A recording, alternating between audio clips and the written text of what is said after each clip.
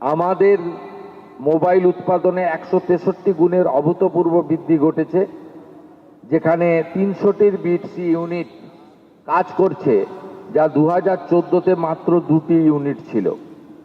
এই রকম start up সংস্কৃতি ও পরিবেশ সেক্ষেত্রে সহ প্রতিটা ক্ষেত্রে আপনারা যদি দেখেন, মাননীয় প্রধানমন্ত্রীর নেতৃত্বে ভারতবর্ষ দ্রুত বিশ্বকে নেতৃত্ব দেওয়ার ক্ষেত্রে এবং বিশ্বগুরুতে পরিণত হওয়ার ক্ষেত্রে অনেক ধাপ এগিয়ে গেছে।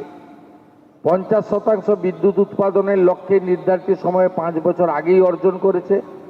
ভারত এখন পর্যন্ত অজীবাশ্ম জ্বালানি উৎস থেকে মোট 283.46 মেগাওয়াট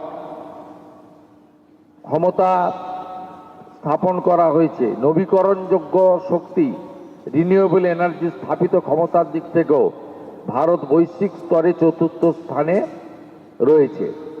সাংস্কৃতিক পুনর্জাগরণ এবং উন্নয়ন ভারতের সংকল্প।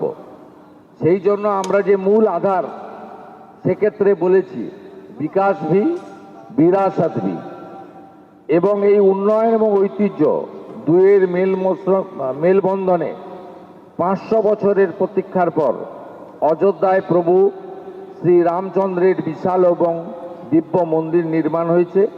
কাশী বিশ্বনাথ মন্দির করিডর, উজ্জয়িনীতে শ্রী মহাকাল লোকের নির্মাণ, কেদারনাথ ধামের গৌরবময় পুনর্নির্মাণ কোটি কোটি ভারতীয় আত্মার সম্মান বাড়িয়েছে।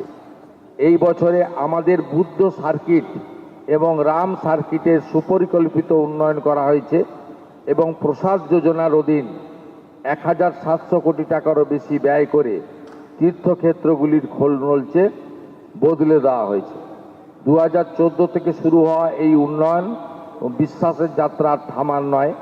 12 বছর আমাদের এই সেবা ও সুশাসন দেশের প্রতিটি দরিদ্র, কৃষক, যুব, নারীর জীবনে এক অভূতপূর্ব পরিবর্তন এনেছে।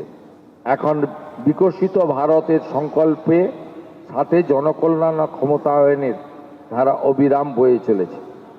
আসুন আমরা সবাই মাননীয় প্রধানমন্ত্রী, বিশ্বের সর্বশ্রেষ্ঠ জনপ্রিয় নেতা শ্রী নরেন্দ্র মোদীজির নেতৃত্বে একজোট হয়ে একটি শক্তিশালী, সমৃদ্ধ, উন্নত ভারত গঠনের আমাদের যোগদান এবং অবদান রাখি।